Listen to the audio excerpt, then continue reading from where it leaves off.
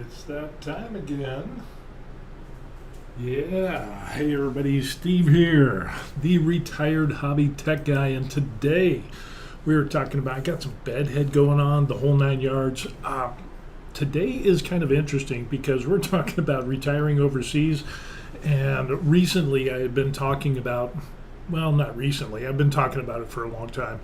Retiring overseas, you have to have a backup plan, and for a number of reasons. It could be because you have a medical emergency back in the United States. Let's put a little bit of light on. There we go. I can see your happy faces now. There comes things where you might have a medical emergency. You might have to go back to the United States, assuming that, or whatever your home country is. Let's say family members, something happens to them in the States and you have to go back, or kind of like what we're seeing today with Thailand and Cambodia at war, it's kicking off big time. Do you have a backup plan?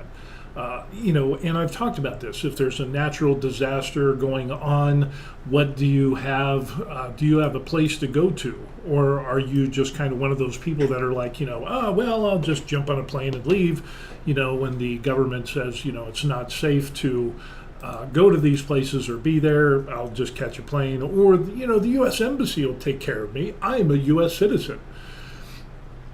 Yeah, right. That's kind of flown in the face of people before who thought that, and unfortunately it didn't work out for some people. So why go that route? You should have a backup plan.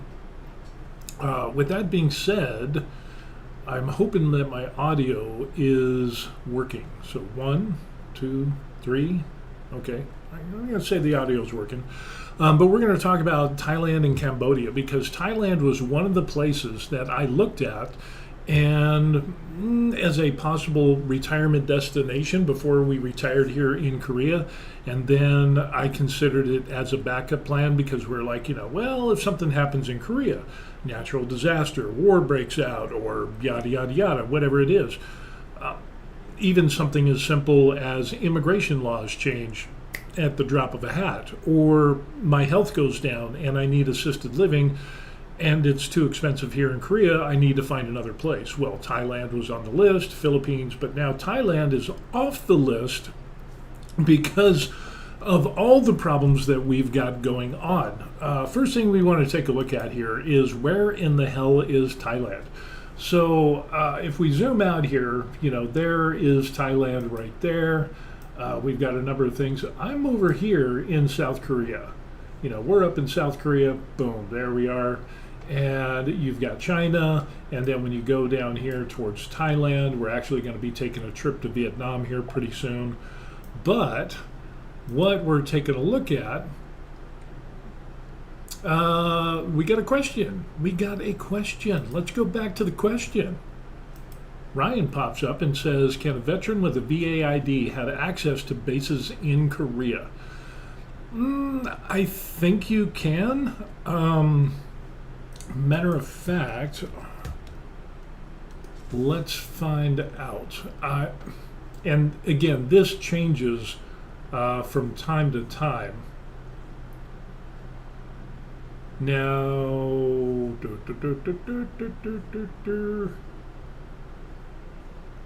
interesting thing. Are you, Ryan, are you a valid ID card?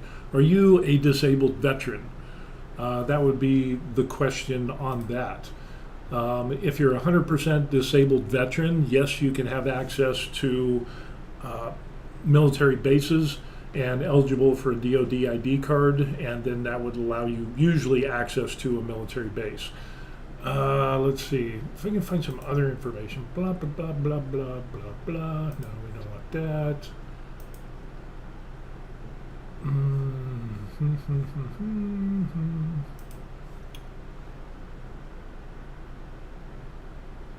Base access. Base access. Let's see if we can find out what's going on here. So, yeah, service connected, but not 109%. 100%.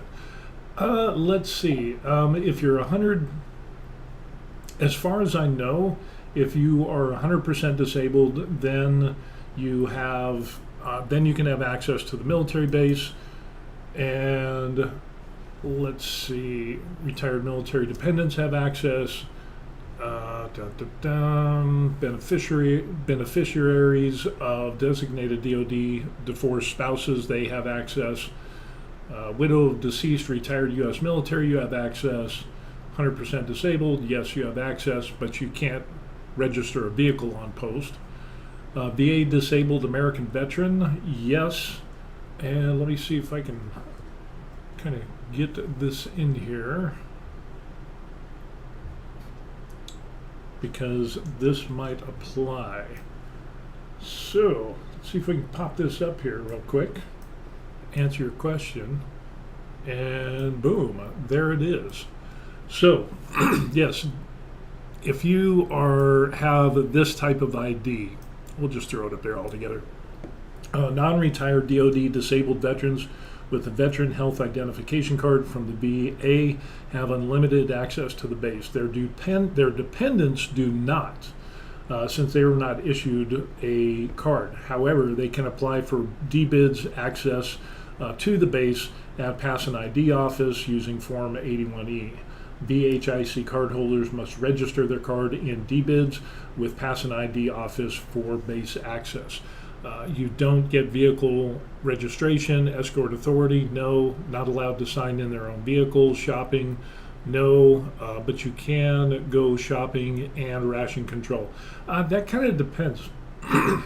More about this is that you would have to go to the ID section and log in on the section down there. So hopefully that answers your question. A good resource for this to find out access for all this stuff, and I'll put this in the comments. I think I can comment to you. Yes, I can. Check out this website here. It's rsokorea.org, and it should be popping up right there. That has the information that I just went over, so you can find some. It also has great information in regards to not just retirees, but other information for vets and things like that. So yeah, hope that answers your question there, Ryan. Yeah. So with that being said, that is a really good website, by the way. Anyway, back to our overseas in Thailand going to war bit. This is kind of interesting because we've seen a number of things happen with Thailand, and we were thinking about going to Chiang Mai to retire up there because a little bit mountain, a little bit cooler, kind of away from all the bar girl and eggs trafficking stuff. But recently in the news, excuse me, what we've been finding out is places like down here in Phuket and Phang Na and Krabi and places all around in this area, that there was a number of bombs that were found. There was like 10 of them in tourist areas. Now, Thailand kind of downplayed it to say that, well, the problem is that it was just to make loud noises. And it's like, no, the bomb makes loud noises because of an explosion which can hurt people. I just find that so disingenuous that they tried to downplay this as just being noisemakers. Yeah, very problematic. But I had mentioned this before in a prior video, and it was like, that just, you throw the word bomb out there and tourism is going to go down. People who are retired are going to be like, hey, forget this. I'm retired. I didn't sign up for being in my coffee shop and having these noisemakers go off and possibly hurt people. And then on top of that, you had so many problems with the increase in prices because everybody and their grandmother's going to Thailand to retire, and eggs trafficking have been going on down there. I got to be careful what I say on YouTube. But with this thing with Thailand, and there's Cambodia. So Cambodia shares a long border, as we can see, right up there in, that's huge. That's a huge border there. Right along that area there is a border dispute. And unfortunately, this has been going on for quite some time. There's been a border dispute since, I think, the late 1800s. And then because the French had came in and they had occupied, and then Thailand and Cambodia, and then there were squabbles over temples in certain areas of the border, which has been problematic. And then I think it was like 1930 that it ended up that there was even more disputes where Cambodia or Thailand, one of the two, redid a survey to find out, and they said, no, this is ours, and Cambodia said, no, that's ours. And then it's been a sore spot for quite some time. There have been some little things going on, but unfortunately, this has blown up. And the crazy thing is that the people who have retired in Thailand, especially along these border areas, close to Cambodia, and especially down here around the coast, very problematic. Matter of fact, the State Department has even issued a warning, a travel warning for this, for the Thailand Cambodia border, which is a level 2 advisory. This is kind of big. For increased risk was added, and increased caution to Thailand due to some unrest. Some areas have increased risk. Do not travel along the Cambodian and Thai border due to armed conflict, and we'll talk about that. Civil unrest. Yala, Patani, Narathiwat provinces. 17 districts in these provinces remain under a declared state of emergency in the ongoing violent conflicts. There is a collateral risk of violence for U.S. citizens, and the government has limited ability to provide emergency services. Let's get that real nice big. To obtain special, so they're saying don't go there, is what they're saying. Reports of rocket fire, artillery, tanks. There's even aircraft and bombing runs and things like that. It's saying that basically, you're advised as a U.S. citizen to avoid all but essential travel within 50 kilometers of the border until further notice. This is the big thing here. The U.S. government has limited ability to provide emergency services to U.S. citizens in these provinces due to the ongoing risk of armed conflict. Yeah, it is a problem for sure. And that's something that people need to be aware of when we're talking about retiring overseas. It's as much as it used to be back in the day, to where it was like, oh, we're going to go to a foreign country, we're going to retire, we're going to settle down and just, live out the rest of our days and die as we watch the sunset, and me and my loved one pass away at the same time and everything's hunky-dory. We had a good life. No, that happens in the movies, okay? Oh, in case you're wondering, a light roast with a salted caramel. Double shot latte. Made it myself, spared no expense.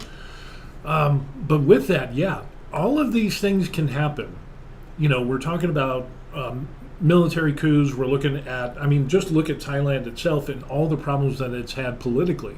Politically, it's been very unstable for a long time. And so that's another consideration that I had, pondered in my brain with the couple of brain cells I've got left, is like, how stable is the country that you're going to? So, Thailand, Cambodia wasn't on my list because it's cheap, it's inexpensive, absolutely, but it's just not what we were looking for. Okay, so we settled in Korea, so that is our central hub in which we're going to, check out and vacation and travel and look at other countries as a possible plan B. Matter of fact, we're going to be going to Vietnam for vacation. We're going to go to Hanoi and we're going to go to Sapa and be down there for a couple weeks and check that out. So we're going to have some fun. Vietnam doesn't have a retirement visa, so this is just purely vacation. But other places that we had considered was Thailand. We had been to Phuket, we'd been to Bangkok, and we were going to check out Chiang Mai. But now with the increased crime, now with the increased prices, now with foreigners overrunning tourist areas, you go to some tourist areas and people have taken videos showing different tourist cities and it doesn't even look like Thailand anymore. It looks like India. You'd swear you're walking down the streets of India with Indian restaurants and Indian people and just trash everywhere. It is very, very problematic. There's an increase in crime. There's people aren't going to Thailand. It is probably one of a number of YouTubers who live in Thailand are saying that this is probably the worst that they've seen as the slow season. And yeah, there was one guy, he said that there was a massage place. Massage. Okay, you get different types of massages in Thailand. This was in a, can't remember the name of the tourist city, but it was pretty big. And he had lived there. This guy was a doctor, and he had popped in and talked to the owners and stuff, and they said they had one customer in 11 days. So tourism has basically collapsed in that area where he's talking about. He says restaurants have closed, many people have just laid off a ton of people, and he said one of the biggest problems that they end up seeing, he knows that it's really bad, is when massage parlors lay off people and they can't find jobs. And that's when he told the story of this one pretty nice massage parlor ended up having one customer in 11 days. So, throw all that in the mix, then the political unrest, and then now we have acts of violence, and basically they're firing rockets, there's aircraft dropping bombs, doing bombing runs, people are dying. I think that it was up to 12 or 14 people. 130,000 people have been evacuated from the Thailand and Cambodia sides. You need a plan B. You definitely need a plan B. It is absolutely crazy. So, yeah, the State Department ends up talking about that on how, you really need to be careful on what is going on in Thailand and where you retire, and you have to have a plan B. So, let's take a look at what's going on according to the State Department. So continued fighting on the Thai-Cambodia border, travel advisory, all of this stuff. Government ordered a full shutdown of border crossings in both provinces, including both land and maritime routes, so basically everything shut off. Public Ministry of Health announced full or partial closure of 11 hospitals within the border region. Ministry of Education announced temporary closure of 751 schools across a number of provinces. U.S. citizens living or traveling should follow direction from Thai security and consult government authorities for the latest information. If we go and take a look at this here, the fighting on the border is including a rocket and artillery fire.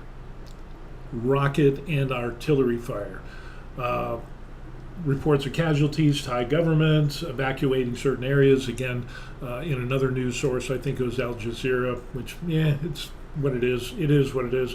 But there were some other sites that were saying that over 130,000 people from both sides total together have been evacuated from those border areas.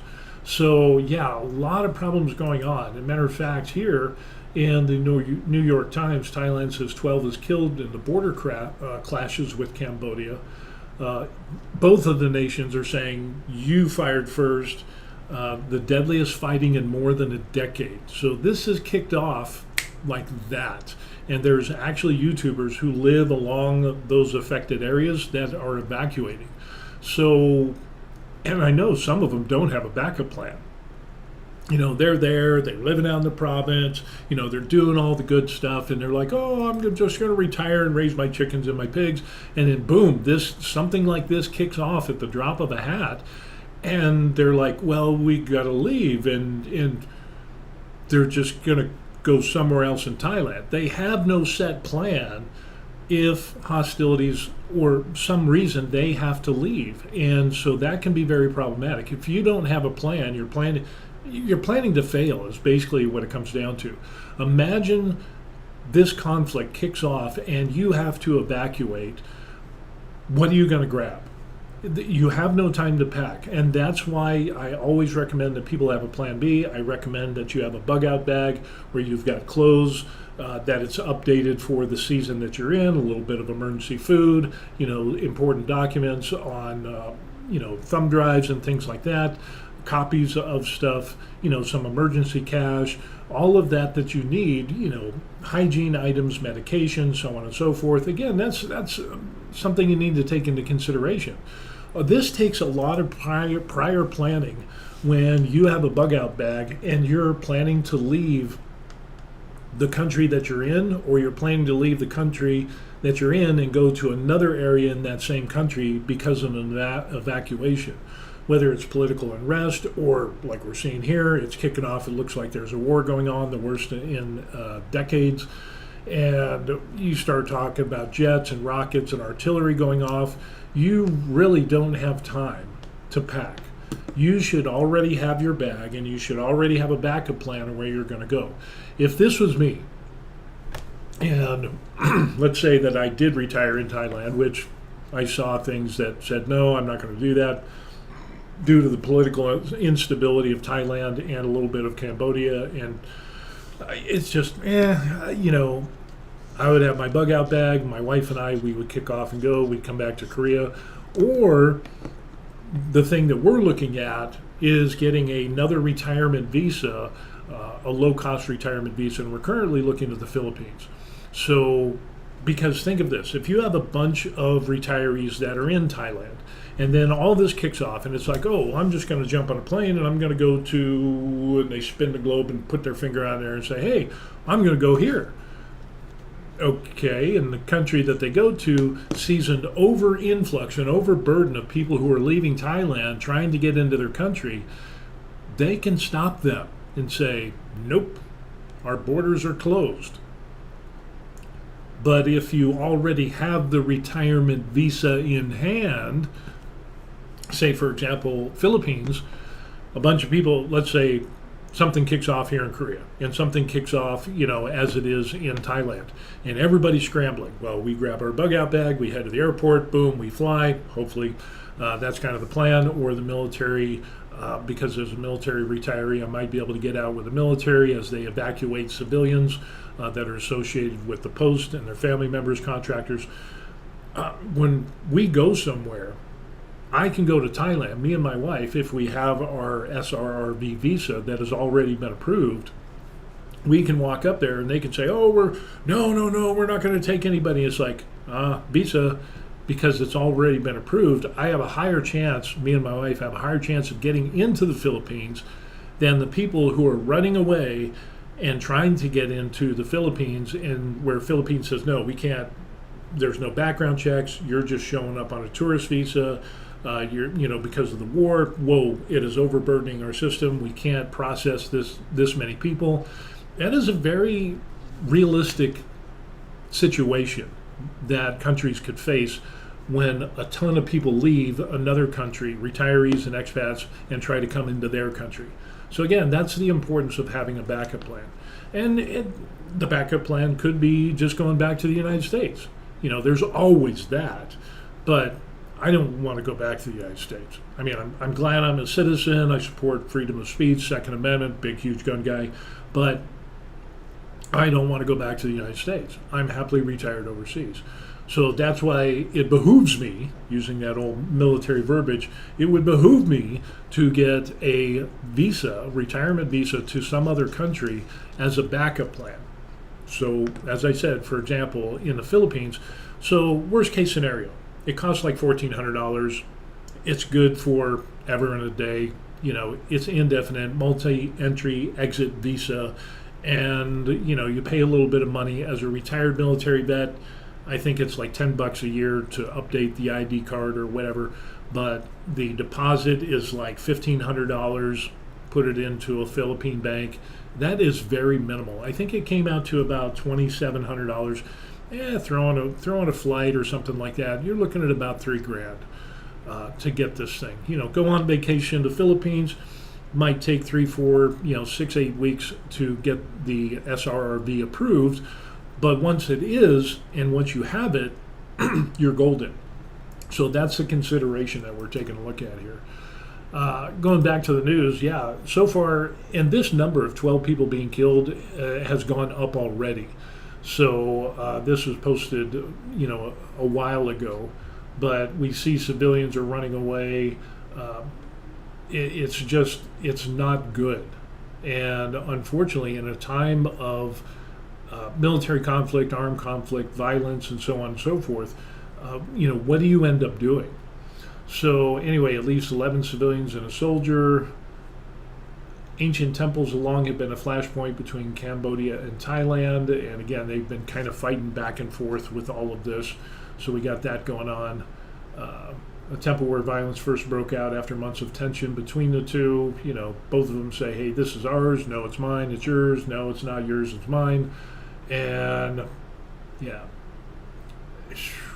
for years, these have been, and that's, pretty much right in the middle of the border, So, and going all along that area there is where we're seeing. Many Thai civilians fled after gunfire and explosions rocked the region. We're talking about heavy military equipment. We're talking about rocket launchers. We're talking about artillery. APC vehicles, as we see there. It is crazy. Everyone pack up and go. So, yeah, it's political crisis in Thailand. Of course, the acting prime minister, she's plunged into crisis over a recent phone call with Cambodia's de facto leader, something she wasn't supposed to do, and apparently there's a lot of political unrest and they're not happy with her or the current leadership in Thailand. And, on top of all of this stuff, we have to go back and what was going on and why tourists aren't going to Thailand and why expats and people like digital nomads and long-term visa holders, retirees, how come they're not retiring in Thailand? Because of the immigration problems. There's people that are getting their bank accounts closed. There's people that have authorized and approved digital nomad visas that are making money authorized by the government to stay in Thailand, and they can't open bank accounts. Or there's people that have gotten their bank accounts closed and or frozen. So here you are, authorized by the Thai government to work and live in Thailand because you have an outside source of income. You're just kind of doing the remote thing in Thailand, and the banks are saying, hey, well, we don't see this as an authorized permit to work, and so they don't give you a bank account. Is absolutely insane. And then the other problem that we end up seeing, and there's a lot of reports in it, people that can't extend their visas, they go to one immigration office and this one says this and this one says something totally different. There's even accounts of people that have tried to extend their visas that get different answers from different people in the same immigration office. And then they keep changing the immigration rules in Thailand, and it's just like, good Lord, seriously, just, it's, they did this high-speed visa where you need a ton of money, and it's like, you don't need that. They thought, well, we'll kind of like what the current administration, Trump, is doing, with the gold card, membership visa, whatever, retirement investment visa thing, pay $1 million. That's for people that are going to bring business to the United States, that are going to invest in the United States. It's not talking like everyday people like you and me. Okay, but Thailand, somebody in the Thai government said, hey, we ought to charge a ton of money for having a retirement visa, and look at all the money we'll make. Well, they didn't make a lot of money, and then the immigration offices don't know what's going on. There's a rising crime and so on and so forth. And then overrun by certain ethnic groups within Thailand. So it doesn't even seem like Thailand in some cities. And then you throw on the war, with Thailand and Cambodia. It is just like crazy. Yeah, it ends up, it's, okay, well, this just popped up. Thailand's leader has warned of clashes, which 16 people have been killed and displaced tens of thousands in both countries, could move towards war. Let me make this a little bit bigger for y'all. So the acting prime minister added that the fighting now included heavy weapons and spread to 12 locations along the border. Thailand has accused Cambodia of firing into civilian areas and evacuated all villages deemed to be within the radius of its rockets. I'm telling you, you got to have a backup plan, and you definitely have to look at the areas, so it's not just, is it cheap to buy food? Is it cheap for rent, to rent a condo or a villa so I can retire and enjoy my golden years? Do they have medical facilities? Yeah, is it acceptable? Will I have to make some compromises? Is there assisted living care facilities, and how expensive is that? Food, insurance, driving, public transportation, all of the things that we normally think about as being expats or retirees who live overseas. But a huge component is the political stability of that country itself. And again, another section of that is the immigration. How much bureaucracy is there? And does it change like Thailand, like at the drop of a hat? They keep changing all the visas. And to the point of where people are like, I can't get a bank account. I can't pay my bills. The bank froze my accounts. Why am I here?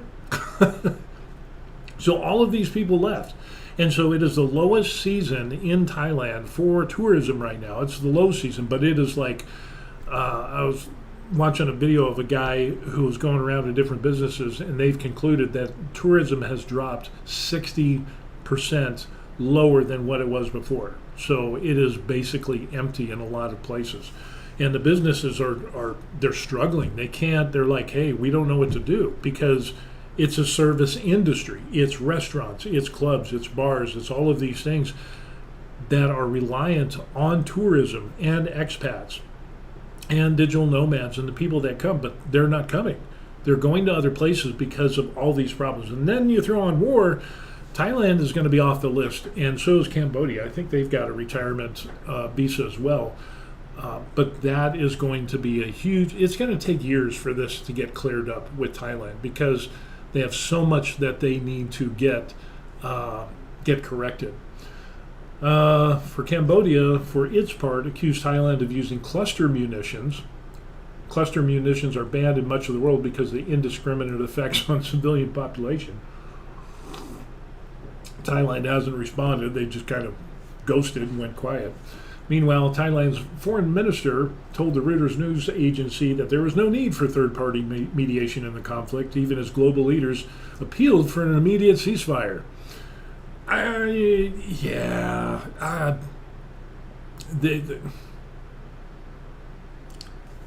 just don't get it. In case you're wondering, I spent a career in the military with 12 years overseas, so it's kind of like, yeah, there's just so much wrong here. We don't want outside help. We don't want any mediation because they're wrong and we're right. That's basically what it says, and we're going to fight. And it's just going to get worse. Malaysian Prime Minister Anwar Ibrahim, who chairs the Association of Southeast Asian Nations, or ASEAN, has offered to facilitate the talks. I welcome positive signals and work towards, peace, all of that stuff.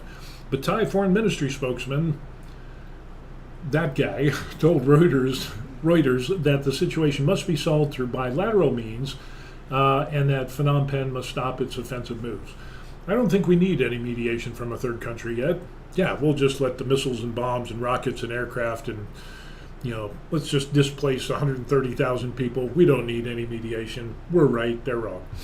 Comments came as both countries updated the death toll from the fighting. Thailand said 14 civilians and 1 soldier was killed, while provincial authorities in Cambodia said at least 1 civilian was killed. 1 to 14, maybe 15? And there's going to be more. I mean, this isn't like, when you go to these areas on the Thai and Cambodian border, it's villages, it's hard. It's not like downtown, any town USA, where if something happens, you can get up-to-date news. It's hard to get the news from these places, so I think there are going to be even more casualties. The U.S. has also called for an immediate cessation of hostilities, protection of civilians, and a peaceful resolution. They're gravely concerned about the violence going on. State Department said China, which has political and strategic ties with both countries, said it's deeply concerned over the conflict and hopes sides can resolve it through dialogue and consultation. Australia, European Union, France called for peace. United Nations Security Council is expected to meet Friday over the conflict. Honestly, the United Nations never really does anything. It's so corrupt as the day is long, it's not even funny. So yeah, we got a lot of stuff going on. The Thailand claims the clash began with Cambodia's military deploying drones to conduct surveillance of Thai troops near the border. Cambodia says Thai soldiers initiated the conflict as they violated a prior agreement by advancing on a temple near the border. The dispute between the two countries dates back more than 100 years, when the borders of the two nations were drawn after the French occupation of Cambodia. Okay, so I was right. It was Cambodia.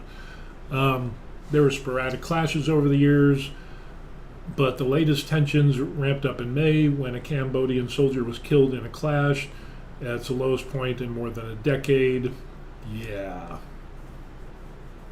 Older evacuees who lived through bombardments during the Cambodian Civil War in the 80s told BBC the recent fighting was the worst they had ever experienced.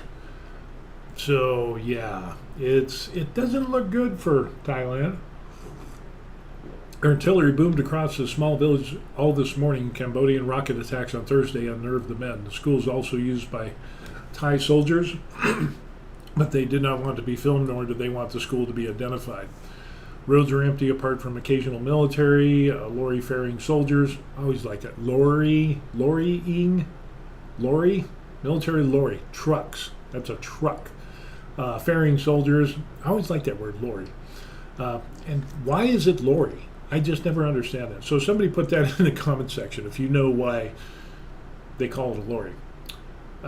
So a lot of problems going on with what we see with Thailand and Cambodia. So, and that's the other thing. I think Cambodia has a retirement visa. I think they do. Yeah, it's a 12-month stay, renewable annual visa, requires proof of retirement and sufficient financial resources. It's good for a year. You have to be 55 years old or older. Blah, blah, blah. Got to get a check, extension of stay. The E-type visa is converted to an ER retirement visa through the immigration office. It's good for 12 months and can be renewed every year. So there's no official stated limit of the number of times that you can renew it, so it is what it is. ER visa allows retirees to live in Cambodia, purchase a car, rent a home, own property, excluding the land. And the application is around $300, $290 to $300. Each annual renewal is $275. So, yeah. I can imagine retirement in expats in Cambodia are going to be leaving Cambodia as well because of the political unrest, and especially one nation is warring against the other, and they're going back and forth, lobbing missiles and artillery and rockets and so on and so forth. In both of those countries, that would be your time to enact your Plan B. What would be really worse is that if you lived in Thailand, excuse me, if you lived in Thailand and Cambodia was your Plan B, excuse me, or vice versa. Talk about bad luck. Maybe we should have a Plan C in that case. There was probably somebody who retired in Cambodia and thought, well, if things ever get really bad, I'll just go to Thailand. And then this breaks out, and they're like scratching their head, like, dang it, what do I do now? Where do I go? Because I'll just go somewhere else. Oh man, yeah, absolutely crazy stuff on what we're seeing here in Thailand. Like I said, this just kicked off recently. So it is amazing on how fast things can change, not only in politics, but military confrontations.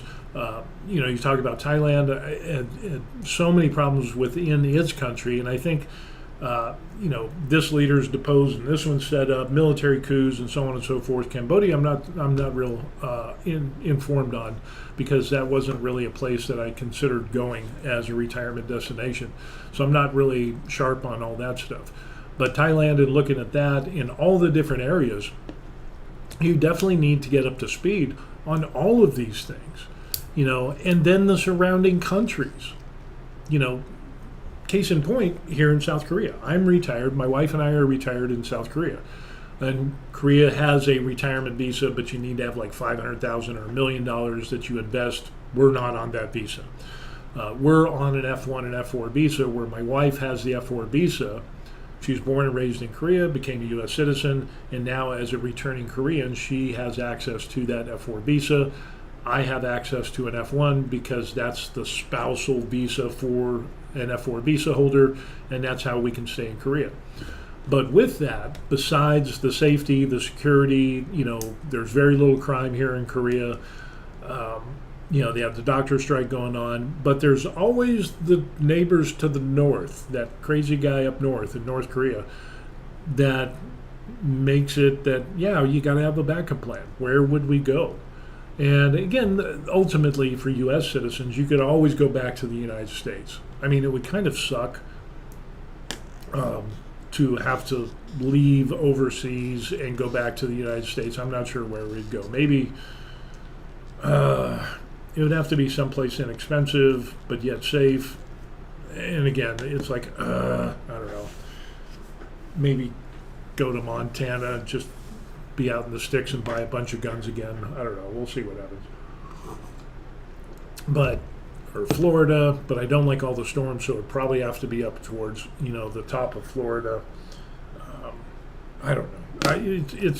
I haven't even considered places in the United States because that is so far outside of where I want to go. So, but you definitely need to have a backup plan. So, again, if you're going to retire overseas, the thought of retiring and settling down and drinking your Mai Tais or your lattes and watching the sunset, and that's what you'll do for the rest of your life, that's not what we're seeing these days. We saw this with Mexico. We saw this with a lot of other countries that have political unrest or corruption or, drug cartels and wars and infighting, that places that used to be great retirement locations have suddenly become verboten, and because of crime and whatever else, or corruption, within the government itself.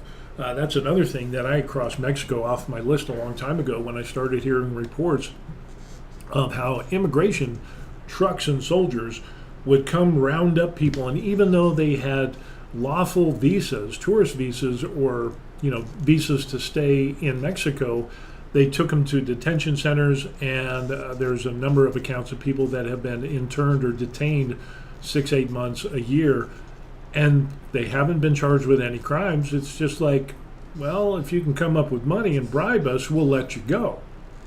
And more of these stories pop up. So Mexico is permanently off the list. And then, the other thing, besides political extremism, what other type of extremism is there that you need to take that into consideration as well? Religious extremism, or, wackadoos out there that are, even if it's not religious, whatever type of wackadoo is out there that is causing problems in a country, again, there are some considerations. Case in point, Philippines has some extremism going on. There's like 7,000 islands.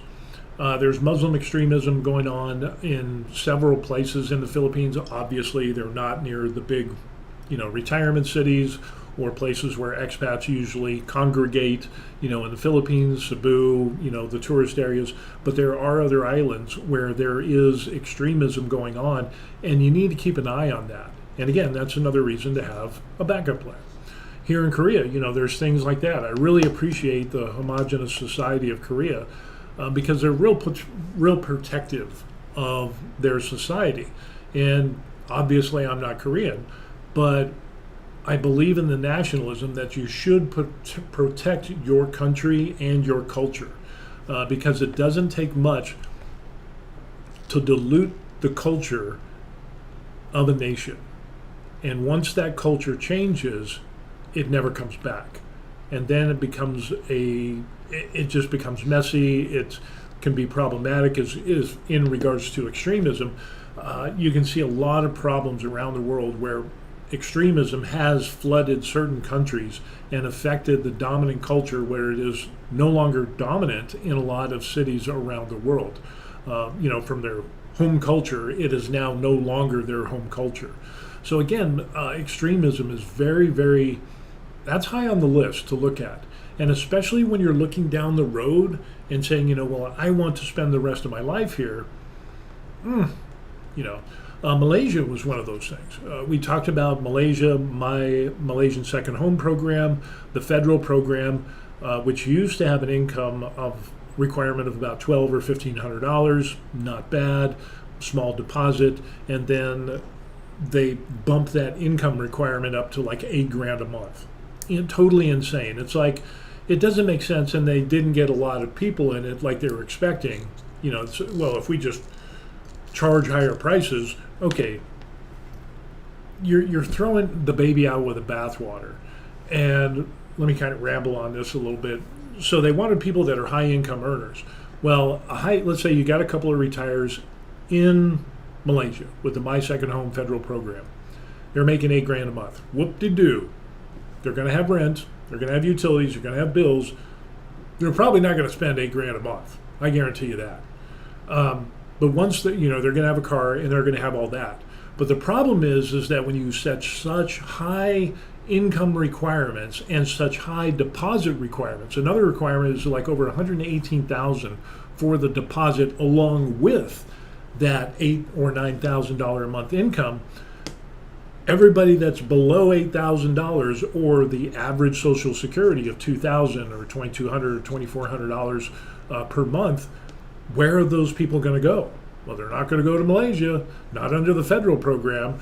So you have the potential for retirees that are on Social Security with like $2,200 a month, $2,000 a month. People have done that before they changed the law. And luckily they were grandfathered in. But now, so you're going to get a couple hundred people on that high visa thing, and then all the people that are making less money, you're not going to get them. Those people are going to go somewhere else. And that's a lot of those people went to Thailand. Of course, now they're leaving Thailand. Now a lot of people are looking at other destinations. Portugal, Europe, things like that. Philippines is another place, they're looking at, and they've recently changed their visa rules. They used to have classic and a bunch of other things. They used to have like a medical visa, but it ended up that they changed their stuff. And matter of fact, I want you to take a look at this. Boom. There is my Buy Me Coffee site. So you can buy me coffee if you want. But if you go up here to the top where it says shop, and for the price of a cup of coffee, retire in the Philippines, the SRRB explained, I actually have a video where I go through all of this information for free and, talk about the changes. Matter of fact, let me just pull up that video and I'll put it in the comment section. And basically all of the information that I put in that PDF that you can buy for $5 for a cup of coffee, you can get on the video for free. So, yeah. Let me see if I can find that. Okay, it must be in a live video. Because I did a live video. Retired in Korea, navigating, massive floods. Painting Dragon, living in, where is it? Philippines. If I search for it,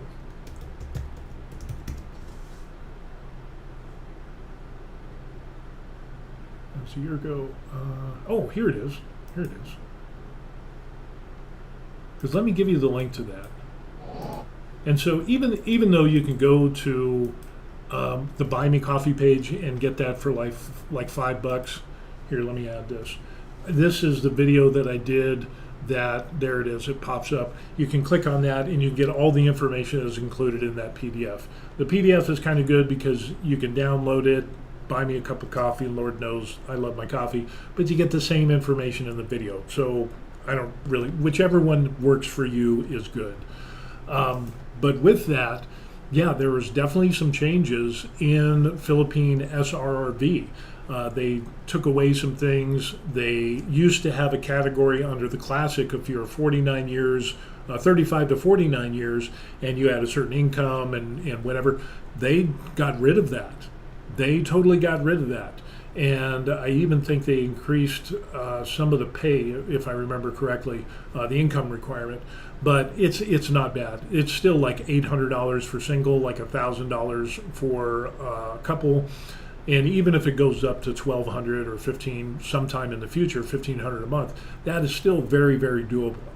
And for somebody that's just on Social Security, a military pension, or whatever, there are options when it comes to retiring. And Philippines is one of the places that we definitely are taking a look at. Matter of fact, I'm about 90% sure we're going to get the SRRV. We just need to get over there and do that, get all the information, get the apostille documents that you need and the requirements.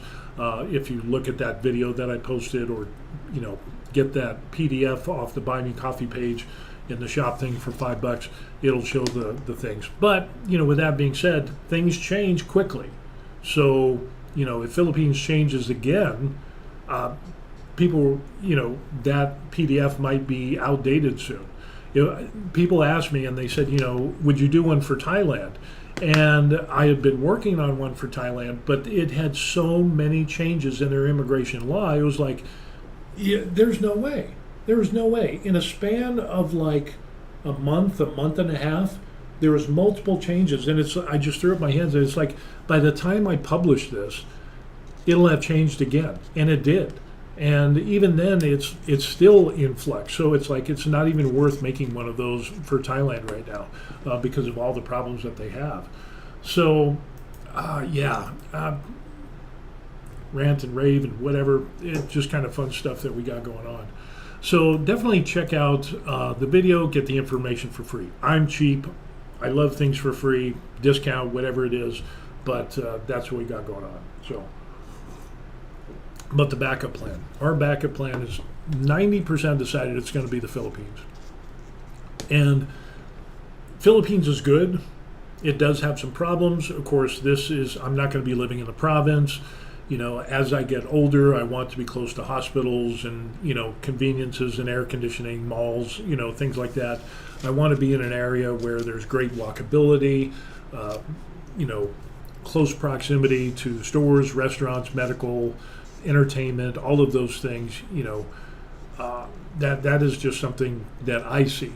And then, of course, if you need assisted living, there's places in the Philippines that are very inexpensive compared to the United States.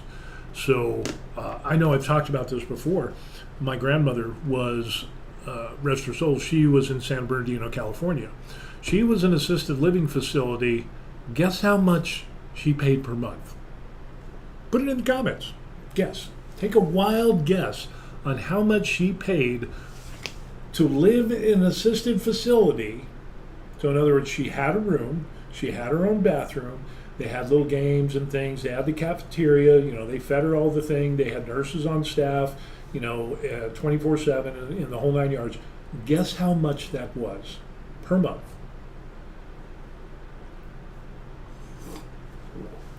$8,000 a month. $8,000 a month. And that was the lower service price. There was higher level services. She was paying $8,000 a month. Who could afford that? I mean, that's insane. We offered and said, hey, why don't you come out here to Colorado when we were still in Colorado? The wife, she can take care of you. You could live with us and whatever. My wife could take you to all the appointments. I was still working at the time. You don't have to spend that money. Why spend and throw all that money away? Do something fun with it. Do something for you. But at that time, she was very settled and, had her doctors and, she was having like 10 or 15 appointments, doctor's appointments during a month. So it would be just really hard. And so it was kind of the point of where it's like, she wanted to come back to Colorado, but it just wasn't feasible. She was too far along and it just didn't work out that way. But yeah. And then even in the small town of Florence, Colorado, the assisted living facility, which is woefully, it needed help, was still like $3,000 a month. But it was sparse. It was very sparse. It was very, very low key. And it was, I don't know. That's why I said I wouldn't want to put my grandmother in there.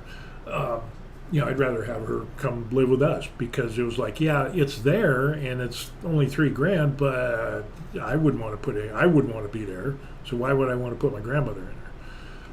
But anyway, none of that panned out. But in the Philippines, there's definitely areas you can look for assisted living facilities, definitely a lot cheaper than the United States with higher standards.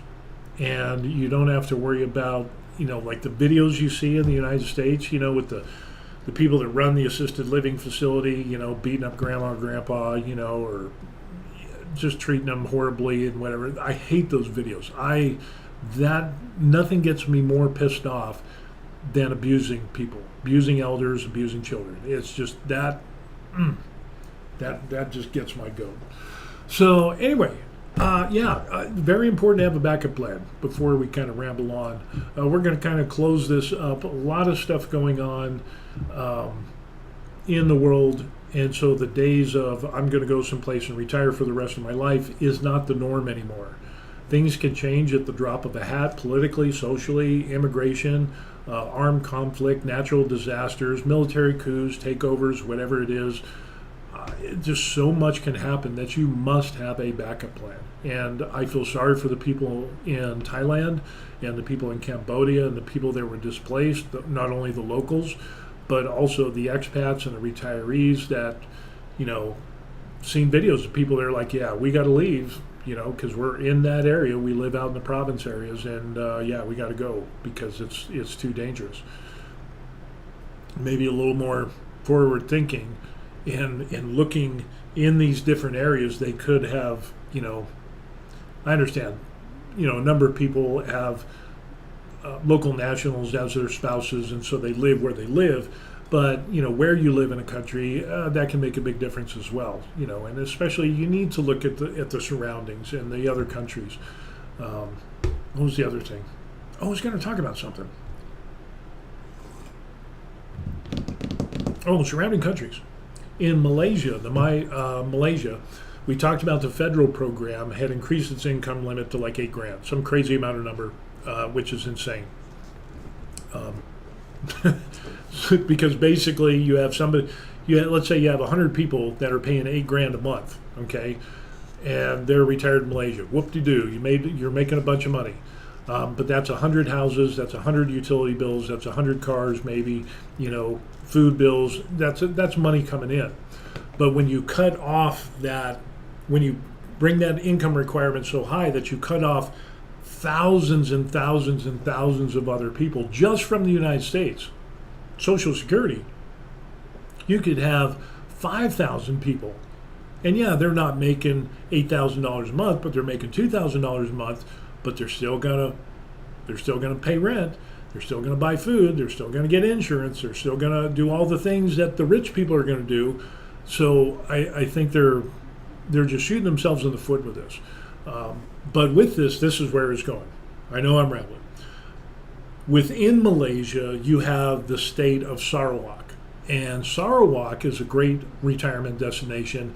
They had a lower income requirement. It's a separate My Malaysia Second Home program. It's by the state of Sarawak and not the federal program. And theirs used to be like $1,200 or $1,500 a month income requirement. Then they bumped it up. It's like $2,300, maybe $2,500 for a couple, whatever it is, or $3,500. But they raised that amount. But in Sarawak, again, you have to be careful of where you go. And when you start looking about, Sarawak, it's low crime and blah, blah, blah, but there's extremism in the surrounding areas. And when Sarawak has its own military strike force to combat extremism, see where I'm going? And yes, the city is safe and it's clean, whatever it is, people, but the fact that they have to have that extremism task force of fighting extremists to keep that state safe, and then you start looking at the political unrest and the extremism that is going around in that part of the world, especially around Sarawak, it's kind of like, does that really give you a warm fuzzy? Does that give you the warm fuzzy saying, yeah, I'm going to be here for the rest of my life? Is there a possibility of where, things just kick off and it's overrun? That's a possibility. Or more likely, they get a new government or they get new leaders within the government that are more in line with extremist views, and all of that changes. There's something to be said for protecting your borders and protecting the way of life within your country.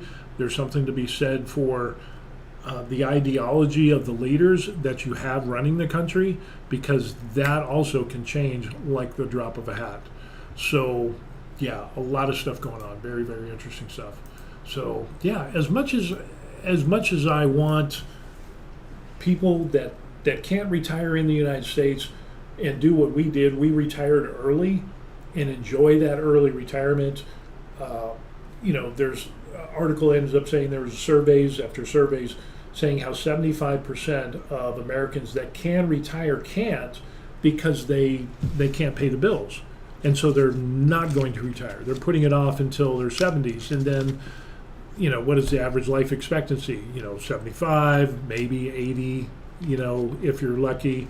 I'm planning on 85 and dying in my sleep and in good health. That's the plan. We'll see what happens. But if you can't retire, and then at the time you can retire, you're going to have minimal amount of golden years, is it really worth it? I don't know. That's why I liked the overseas retirement. And while I have to make some compromises, while I miss Home Depot, the wife misses Walmart, and we miss Home Depot. I miss shooting my guns, and I wonder if my guns ever think of me now that I'm gone. There are things that I miss, but overall, I don't have any regrets of retiring overseas, because if I stayed in the United States, I wouldn't be able to retire early.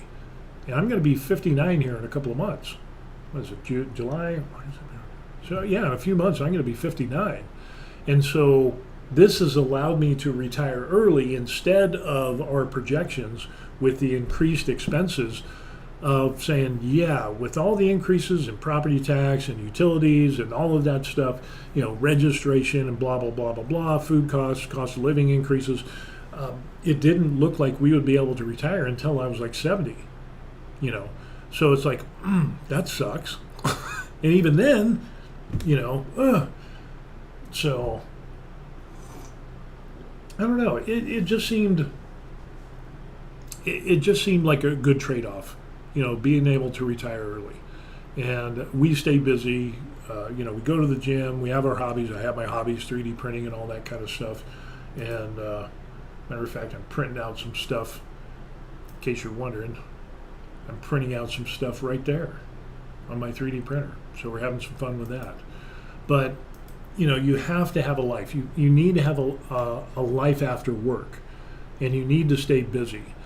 You need to have some type of stress in your life. If you totally get rid of the stress and you had a high-stress job, your body doesn't like that. So you need to have a plan. Let's see. CB says, I have never been comfortable if I am viewed as having 10 times more wealth than the population I live amongst. I feel that it makes me a target in many ways.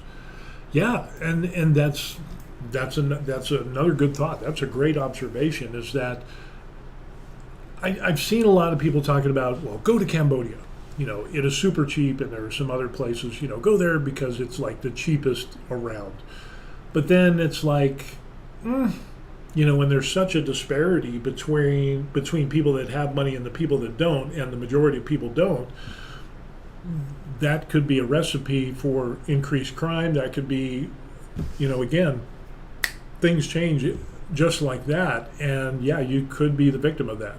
We saw that in history over the years of different places where, political turmoil, coups, all of that changes, down with the oppressors in capitalism and blah, blah, blah. And next thing you know, it's like, people are hanging from ropes and swinging, and it's just like, yeah, you need to be careful of that.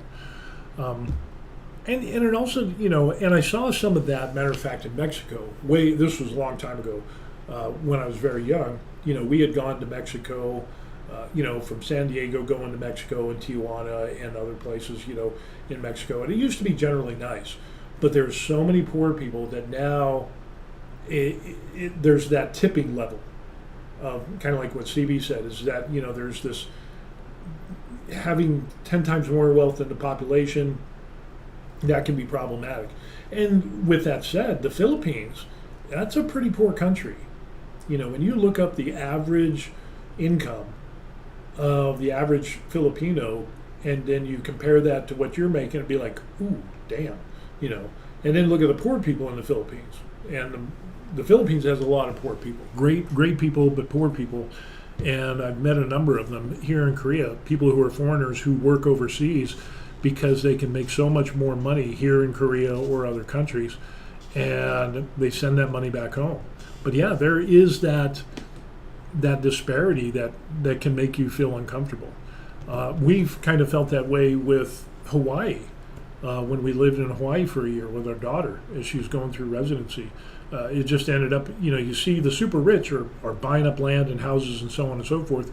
And the normal everyday people, the locals, the Hawaiians, the real Hawaiians, they can't afford anything anymore. And so that made me feel bad because it's like, dang, they're basically getting forced out of their own country. Of course, there's the whole thing with Hawaii and it being taken over by the United States and that it wasn't legal and so on and so forth. Yeah, it's just crazy. CB says, mugging, blackmail, legal harassment, price gouging, you name it. Yeah, the skin tax, I want to feel safe, that is priceless. Yeah, and that's absolutely true. And especially when you get to third world countries, in some third world countries, you can experience that. There's other countries, Thailand used to be the place that even though there was that income disparity, the people of Thailand were awesome. You didn't used to feel unsafe. But again, if that divide gets larger and larger and the people become more oppressed, because they can't provide them for themselves, it leads to crime, and that's a big problem. Hawaii has due process at the very least. That's true. But the rich have taken over. Hawaii, especially Oahu. The other islands of Hawaii, we thought about, well, maybe we go to the Big Island or we go, but really there wasn't enough going on. Even though you would be on an island, we only went to the Big Island and Oahu, but it just sparse on those other places. And yeah, we could have bought a place in some of those outlying areas or whatever that would be less expensive than Oahu. I think Oahu has the most expensive property in the United States. But it just, again, it goes back to medical care. Yeah, you'd be on the beach and whatever. I'd be a beach bum or whatever. Still want to do, and I guess I could do my hobbies there.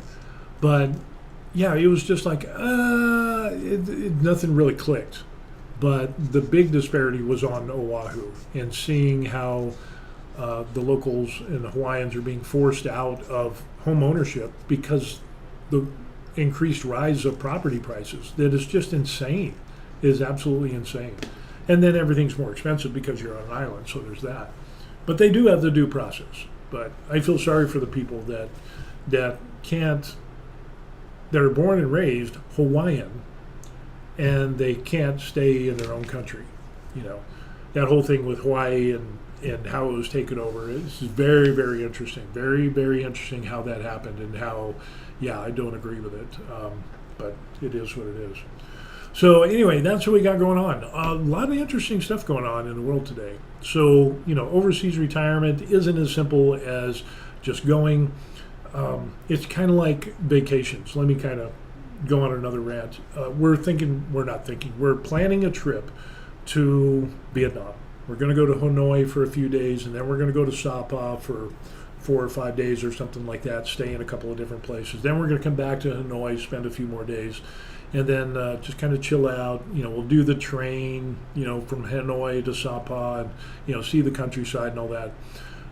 It's interesting on how you see YouTube and you see the influencer videos and, oh, look, we went to Vietnam or we went here, and they show these little clips and reels and stuff, and it's like, oh, wow, that's magical. But then when you look at planning an actual trip to these places, it's just like insane.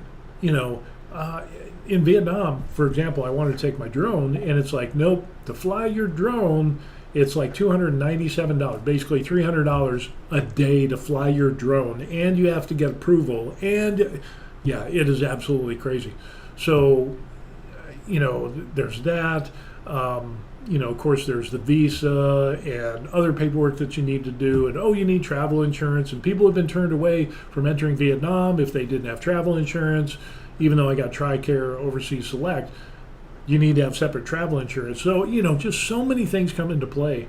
And unfortunately, on social media, people have sold the dream of overseas retirement or traveling, and they take away all the hard stuff. They take away all the complicated things. They take away this and that. And so, it's really just a one-sided view. It's like a short reel, a couple minutes or whatever it is. Well, look how awesome this is. But then it doesn't show all the stuff that you got to plan. And to be honest, my wife is planning the whole trip. She's looking at airlines, she's looking at hotels, she's doing the timeline, she's doing this and the tax and the travel insurance and blah, blah, blah. eSIM card and what are we going to do? And she's comparing the prices of the eSIM cards there. Or should we get the Korean cell phone company to just give us roaming for that 2 weeks or whatever? She is just, wow, she is putting so much work into it, which is amazing. And that really wasn't the case a long time ago. But as we go through time, things become more complicated. And even retiring overseas becomes more complicated because of all the different moving parts and the things going on in the world. And when you throw in Thailand and Cambodia, going to war and going at it, you better have a backup plan. CB says, it's a dream. You have to be asleep to believe it. And so true. Never truer words have been said. So, well, they probably have, but yeah, good observation. So, while I highly encourage overseas retirement because your money goes farther, you need to do your due diligence on where you're going to go. And look in your little crystal ball, do some hardcore research, and, really dig into it. Because if it's your retirement and your golden years, you should put a lot of research into this. You don't want to be like the guys or the gals that just pick up, pack a bag, and go to Thailand, and then now they're like hating life. Or the people that went to Cambodia, now they're hating life, and it's like they don't have a plan, and they lost money, they got scammed, they got this and that, and it ends up, there's a lot of people who went that route that didn't plan, didn't do their due diligence, got scammed, and ended up having to go back to the United States and working again. I don't want to be that guy. I want to put some time and effort into it to have a good retirement. And even then, being here in Korea, you still need to have a backup plan. So I fully expect that we will get, we'll see more people going to other locations. I think Philippines is going to eventually raise its price of its SRRB because of what's going on in the world. So you're going to see an influx of more people going to the Philippines, from Thailand and Cambodia, maybe even surrounding nations. And even people that are just retirees, people that can't retire in the United States, they're going to start seeing the light come on. They're like, oh, wow. Yeah, it might not be the United States. I might have to make some compromises. But compared to working or retiring, that's like a no-brainer for me. Recently, an interesting thing is I had a guy message me, and he's like, oh, you should have waited until 67 or 65 to retire, because look at all the money, by retiring early. Look at how much money that you're losing in your retirement accounts. And it's like, I get that. I get the, it's my phone. It's not what you think it is. Okay.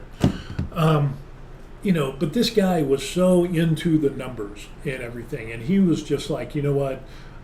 You're going to lose this amount of money because if you invest this and this and this. And it's like, dude, I get it. I know the math. I mean, I'm not super smart on math, but at least I can figure out and say, well, if I stay and work and invest and put more into 401k or whatever, and over the next period of years until I'm 67 and then retire, an expected return of 4 or 5% or whatever, blah blah blah. I can do the projections. I've got spreadsheets that do that. I've got investment advisors that pump out reports for my para and all that stuff. I understand I will lose, I don't know, hundreds of thousands of dollars. But my peace of mind is more important than staying and working in a soul-sucking job. So, it's like, it reminds me of the guy I was paying off my debt, and this was a long time ago. This was like MySpace time, and when there was forums and stuff like this, and I was paying off our debts, and this guy just ran me up and down. He was like, "You're doing it wrong." It's like and what I was doing was paying off my credit cards, the lowest bill, and paying that off regardless of the interest rate. So let's say I had $100 on this credit card bill. I'd pay off that 100, and then I went to the next bill was like 500, and then I'd throw that. And he's like, "No, you're losing money. You should pay the highest interest first." And it's like, no, I want momentum. Kind of the Dave Ramsey thing, even before Dave Ramsey was a thing. It's just knock out the quick, easy task, boom, regardless of interest rate. Because when I pay off that $100 credit card, that's gone, it's done. I take that payment and then I add that to the other credit card. So I'm still gaining momentum. So, it doesn't matter that, ooh, whoop-de-doo, I lost $100, by doing it this way. It doesn't matter to me. What was more important was the immediate reward of paying off a bill. If I can pay off a $100 credit card bill, why don't I do that instead of just having one for $15,000 at, a lower interest rate or higher interest rate? It doesn't make sense to me. Just knock out the little ones first. Boom, it's done. Done deal, But yeah, that guy swore up and down I was wrong. You'll never be able to retire with that type of attitude. It's like, retired early, so apparently it worked for me. CB says you get 8% more every year by taking Social Security at 70. No, not for me. Yes. Oh, that reminds me. Yeah. What was the news on Social Security? They raised the age limit. I don't think for us, but for the following generations or whatever. Yeah, I'm going to take mine at 62. So I'm going to be 59, 60, 61, 59, 60, 61, 62. So I got 3 more years. And I'm going to file for Social Security when I hit 62. I don't need it, but hell, the break even. You start doing the break even thing or whatever. It's another thing. Is that I'm not going to wait till I'm 67 or 70 or whatever it is, or 65 or whatever. I'll cash that in. I'll get it at 62. My wife, she can wait a little bit later or whatever. We're good now. Even if Social Security just folded and went away, we'd still be good. But since it's not doing too well, and it's what is supposed to be insolvent by 2034 or 2035, something like that, which is, how many years down the road is that? That sounds like a close number. I think it was 2034. That's only 9 years away. Holy crow. And then the Social Security, I've seen articles where talking about how the benefit is going to drop anywhere from 15 to 24%, somewhere within that range. I've seen different articles on that. Some say 20%, 24% or whatever, that's going to drop. So whatever you're getting is going to be 24, basically a quarter less. And it's like, wow, I'm just going to take it at 62, and then you have the cost of living increases. I'm just going to call it good and try to get as much as I can that way, monthly. And I'll use that to go places and buy more filament, do my hobbies or whatever it is. Take a few more trips. Maybe not to the Thai Cambodian border, but we'll go to some other places. So, but that's what we got going. Yeah. I'm just going to try to get it as soon as I can. If there was a way to get it sooner, I would. But I'm just not there yet. So with that, I think we're going to close this out. And yeah, the importance of a backup plan is good. Always got to have coffee. That's a must every single morning. And having good company with you all. I really appreciate that. CB says, if you are disabled and it's documented, you can take Social Security age 62 and they'll give you the payout for age 66, 67. Remember this. It was my case. Really? Really? You're disabled and it's documented, you can take Social Security at 62 and they'll give you the payout for 66, 67. Oh, so you're talking about Social Security disability? Is that what you're talking about there, CB? If that's the case, that was your case. Wow. If you've got information on that, shoot me an email. And yeah, I'd love to take a look at that. And even if I can't do it, I mean, to put the information out there so other people, that if it applies to them, man, help them out as much as possible. That would be wild. Yeah. I'd never heard of that. That is awesome. And that's the other thing. Can you imagine how many people are out there that don't know that information? It's almost like me with my VA disability. It ends up, for the longest time, I had problems, and even my stepfather was 100% disabled. He saw me struggling with the disabilities and the injuries that I had during the service, and he never offered once to help. Not once. And I just hate veterans that are like that, people that are like that don't help. Yeah, email me. Oh yeah, awesome. You are the man. It is true. It is true. Okay, I believe you. I'm looking forward to that email. Wow. Yeah. That would be cool. I would definitely. And a bunch of other people would probably, because I had never heard of that before. Of course, then I'm not a walking encyclopedia.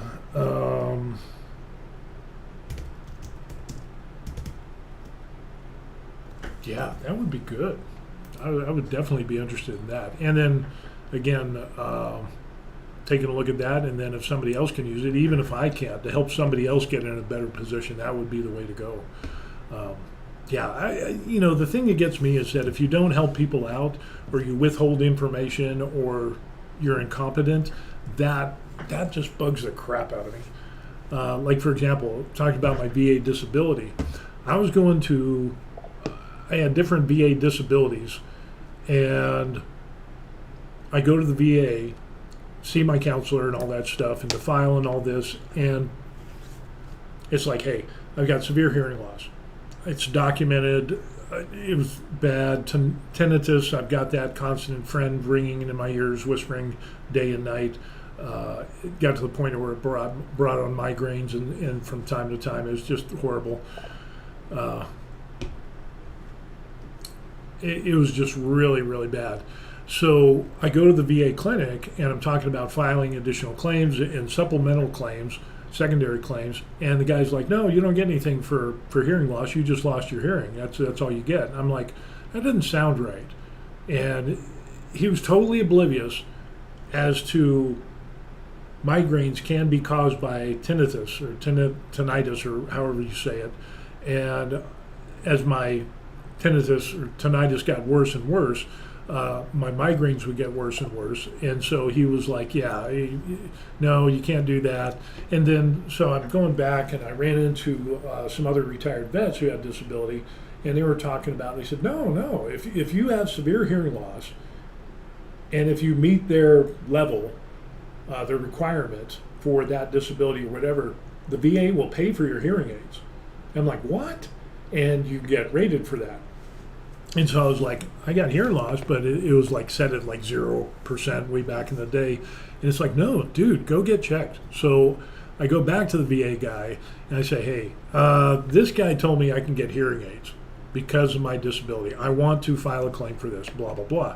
And he's like, no, you can't do that. And he goes, I've got hearing loss, and they, that's just not what they're going to do. It's not, you can't file for secondary claims on this, because whatever. And it's like, no, I'm pretty sure, because my buddy, I've seen his sheet, and he got rated for it. He's like, what do you mean? And it's like, so anyway, long story short, this guy was clueless about the VA providing hearing aids. He was clueless. I was like, you've got to be kidding me.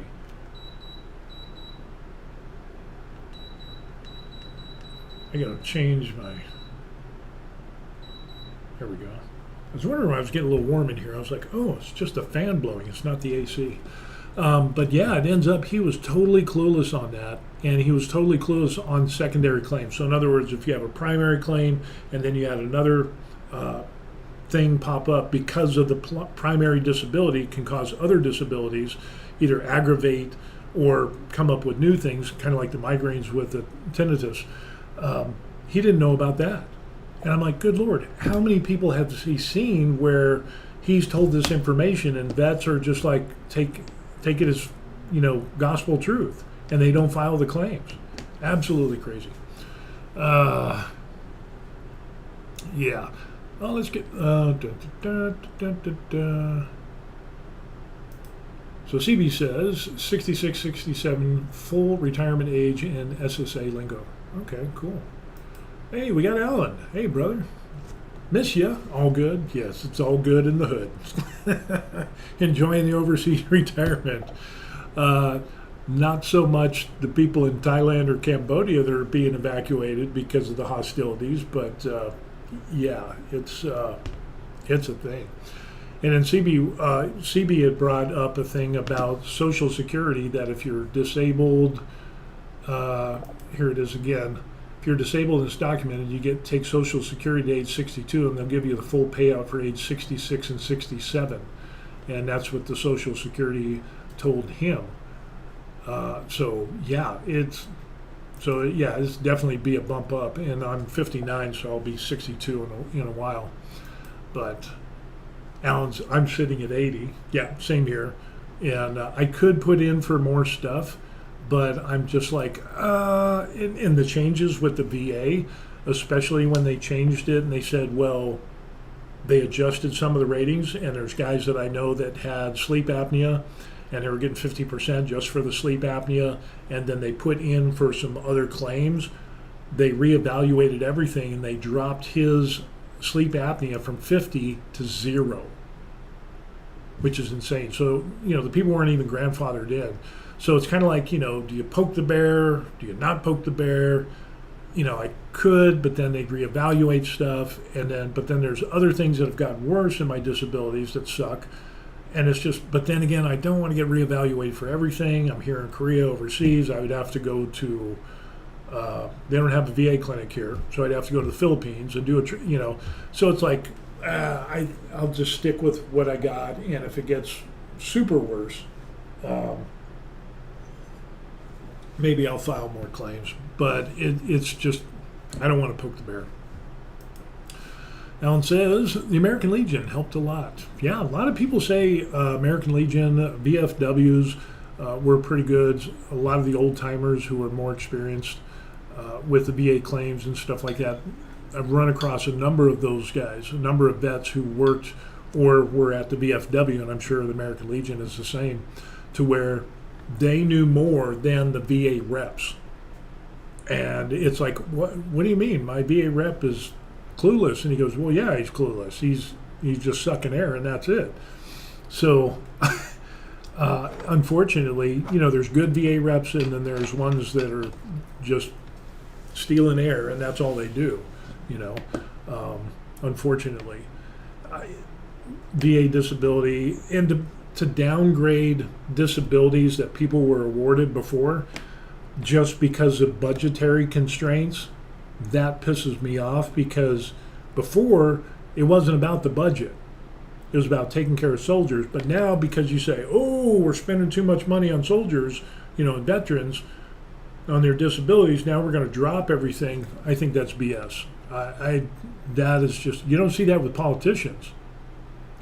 Of course, politicians get that lifelong pension after serving 4 years. And those are you really want to cut the budget. You need to have term limits, and you need to take away retirement for senators and representatives.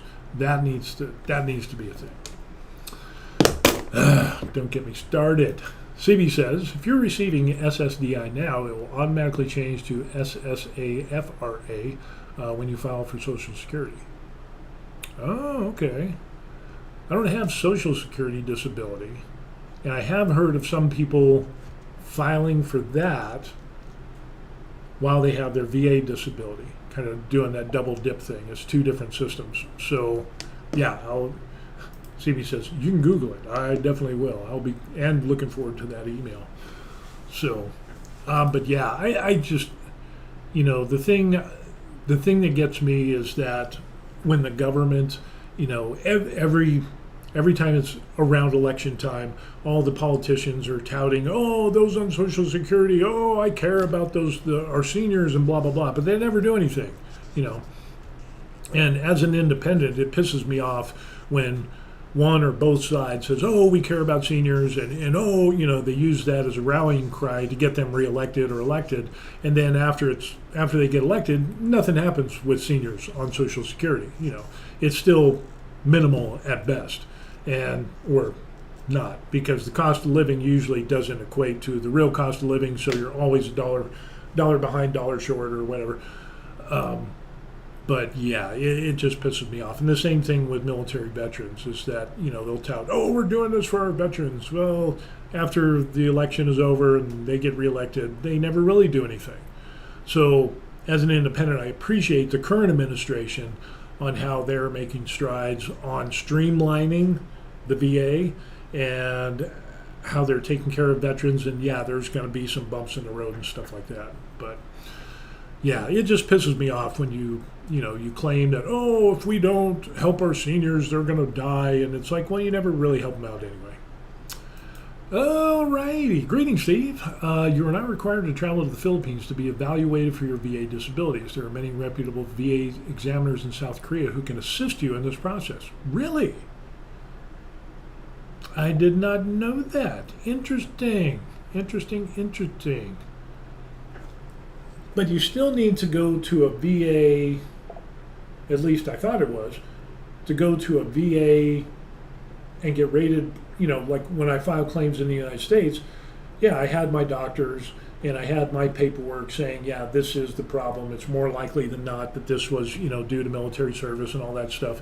And then, medical military files and so on and so forth. And then I had to go see the VA, I guess an adjuster type thing, and then they would do their little assessment with their little doctor people. So you're saying that you don't need to do that anymore? I don't know. You're not required to travel to the Philippines. I need more information on that, because I have constantly been told that you need to go to the Philippines if you're going to file any claims here in Korea, because they don't have a VA clinic here. So you're saying that they can do, I just lost the name. What was that form? The form that usually the VA, when you go get adjusted or seen or whatever, they fill out the form and whatever. I can almost see the form. Damn it.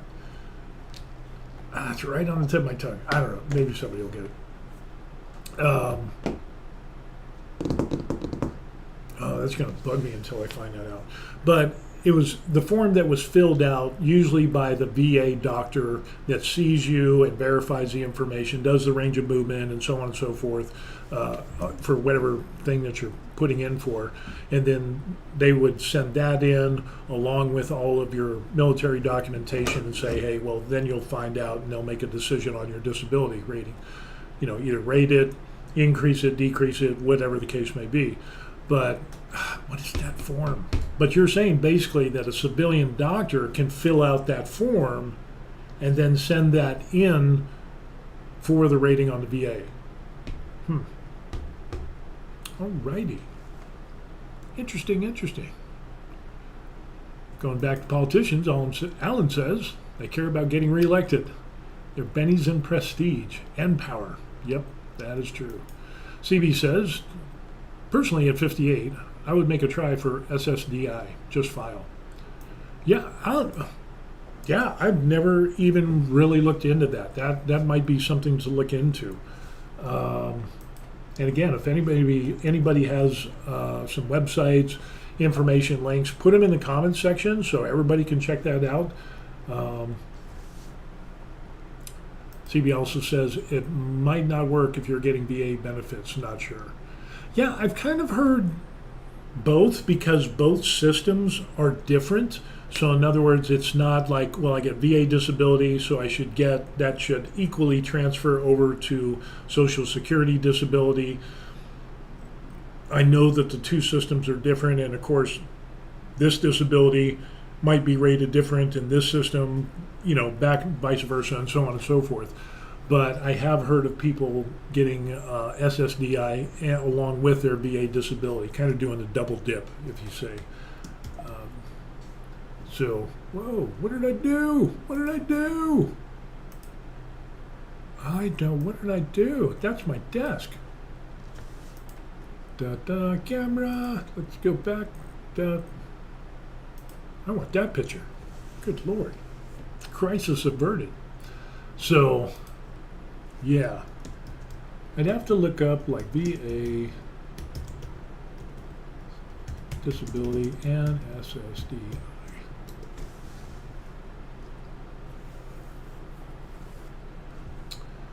And apparently SSDI for disabled veterans. But here's some information from Social Security. Let's take a look at this. This could be some interesting stuff. No, I don't want to do that. I'll move this a little bit over. So,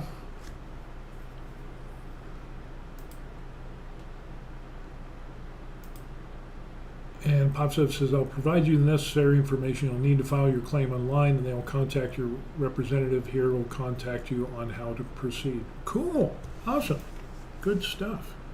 I appreciate that. Thank you. And here, Social Security, SSDI, and VA disability, how do they compare? Paid disability benefits. However, the program's processes and criteria for receiving benefits are very different. Each agency must follow its own definitions and requirements, which, you would think, being the government, they would all be the same. But then again, it's our government. So, injury or illness, aggravation of must be due to military service. Yes. For SSDI, no. Impairment must prevent the ability to work at substantial gainful activity level at time of application. So there. Disabling condition must last or expected to last at least 12 months or end in death. Okay, well, I definitely got stuff that's never going away. Age, education, work history can affect eligibility. Monthly benefit amount and eligibility is not affected by each other. Okay, so that's good. Offers partial payments based on scale of disability. Of course, that's a VA, all or nothing disability payments. So, interesting. Interesting. We'll take a look at that. CB says, you're on the right path now. Thank you. Thank you, Sensei, for putting me on the path.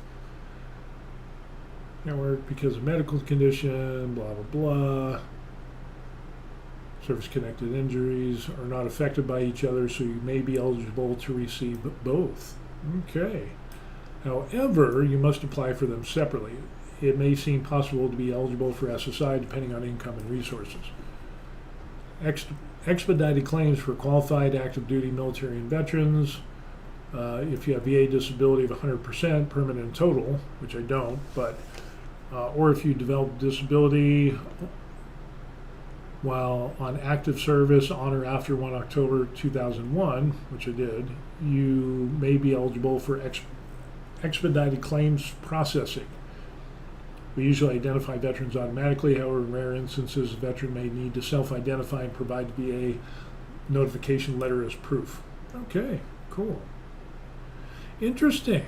We'll have to dig into that. And for that.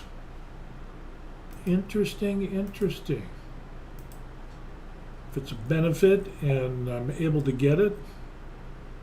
CB says, buy me a coffee when I'm in Korea. Sure, I'll buy you a coffee. We'll hook up and meet and take you to Pascucci. How's that? Or there's a couple other good places here, but Pascucci's pretty good.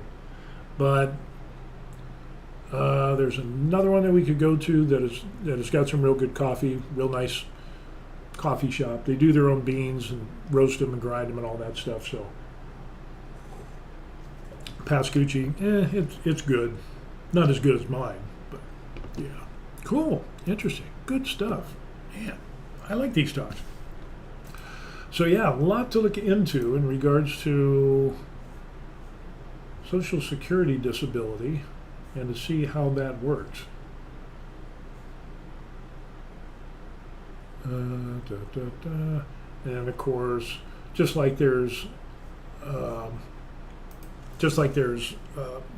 the VA, you have American Legion can help you out with disabilities and filing claims, and the VFW along with that.